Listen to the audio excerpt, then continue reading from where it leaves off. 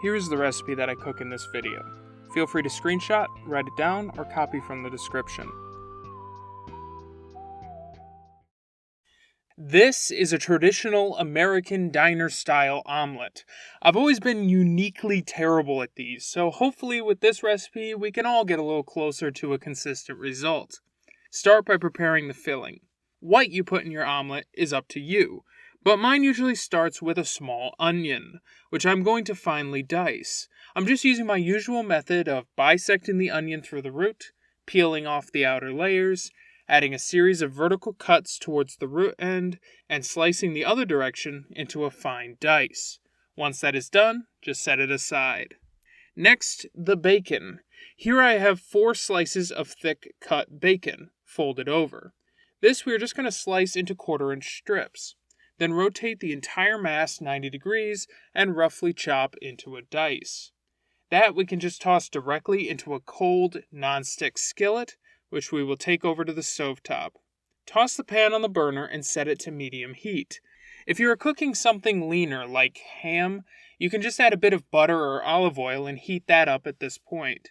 As it stands though, the bacon will take a few minutes to really start cooking, so in that time we can do some more preparation. For our eggs, I'm going to use 6 large eggs, cracked into a large bowl. Quick tip, the easiest way to crack eggs is on a flat, sturdy countertop. If you crack them on the lip of a bowl or pan, the sharp edge will almost certainly drive a few eggshell fragments into the interior of the egg, and you'll have to fish those out later.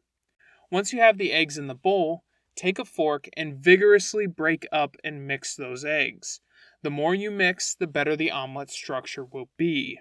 This is not mixed enough. It still has those long strings running through the mixture. Give it a bit more and that is a lot better. Not 100% mixed, but that's good enough. The last thing I'm going to do is prep the cheese. Here I have 4 ounces of sharp cheddar. This is way too much, but I'm using it up, so here we go. I usually recommend always shredding your cheese manually because of the anti-clumping agents in pre-shredded cheese. But in this circumstance, it's fine. Everything's going to be melted together in the omelet anyway, so feel free to use pre-shredded stuff if you want. By the time we're done with that, the bacon is starting to sizzle, rendering that fat. Let that go for another minute or so and add in your onions. I'm also going to add a couple ounces of mushrooms. Really, you can add almost anything at this point.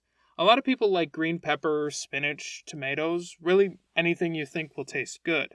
Let that mixture sizzle for between 5 and 10 minutes, just until the onion and mushrooms shrink and are just fork tender.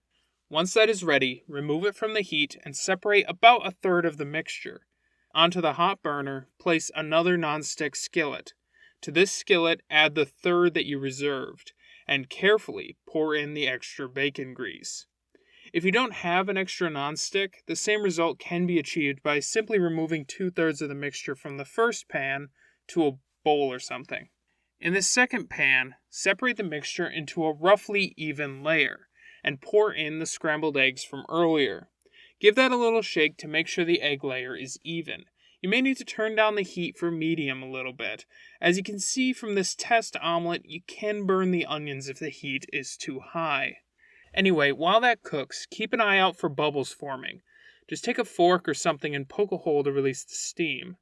Once it's about half set or so, add the remainder of the filling to one side and sprinkle your cheese over the entire surface. This will act like a glue holding the omelet together. And just let that go for a few minutes until the top surface of the omelet is almost completely set and a firm shake shows that the bottom is loose. Take your spatula and carefully, gently fold. No! Don't worry, it's fine. I can fix this. Once flipped, just let it sit for another 30 seconds or so. If you messed it up, you can always take your plate and place it upside down over the omelet, then, in a smooth motion, securely holding the plate, flip the pan and the omelet onto the plate. See?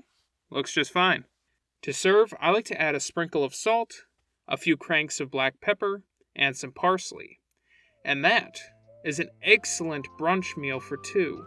This entire omelet tops in at a bit over 1,300 amazing calories, so try to consume in moderation. And thanks for watching. Next time, I hope to move away from breakfast and tackle hamburgers.